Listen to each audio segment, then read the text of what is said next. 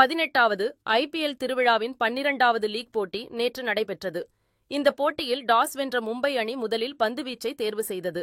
அதன்படி முதலில் பேட்டிங் செய்த கொல்கத்தா அணி 16.2 ஓவர்களில் அனைத்து விக்கெட்டுகளையும் இழந்து 116 ரன்கள் மட்டுமே எடுத்தது. இதில் கொல்கத்தா தரப்பில் அதிகபட்சமாக ரகுவன்ஷி 26 ரன்கள் எடுத்தார். மும்பை தரப்பில் அஸ்வனிகுமார் 4 விக்கெட்டுகளை வீழ்த்தினார். தொடர்ந்து 117 ரன்கள் எடுத்தால் வெற்றி என்ற இலக்குடன் மும்பை அணிக்களம் இறங்கியது. இதில் தொடக்க வீரர்களாக ரோஹித் சர்மா, ரிக்கல்டன் களம் இறங்கினர். ரிக்கல்டன் நிலைத்து ஆடி அரை சதம் விளாசினார்.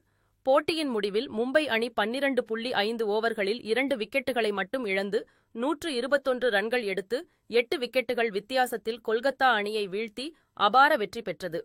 இதில் மும்பை தரப்பில் ரிக்கல்டன் அதிகபட்சமாக 62 ரன்கள் எடுத்தார். இந்த போட்டியில் 4 விக்கெட்டுகளை கைப்பற்றிய அஸ்வனிகுமார் ஆட்டநாயகன் விருதை பெற்றுள்ளார். அதுமட்டுமில்லாமல் ஐபிஎல்லில் தனது முதல் பந்திலேயே விக்கெட் வீழ்த்திய 15வது பவுலர் என்கின்ற சாதனையும் படைத்துள்ளார். அடுத்ததாக இன்றைக்கான போட்டி, அதாவது 11வது நாளான இன்றைக்கு நடக்கக்கூடிய 13வது லீக் ஆட்டத்தில் Lucknow super giants Punjab Kings அணியை சந்திக்க உள்ளனர். இந்த போட்டி இன்றைக்கு இரவு 7:30 மணிக்கு லக்னோவில் இருக்கக்கூடிய பாரத ரத்னா ஸ்ரீ அடல் பிஹாரி வாஜ்பாய் ஏகானா கிரிக்கெட் மைதானத்தில் நடக்கிறது.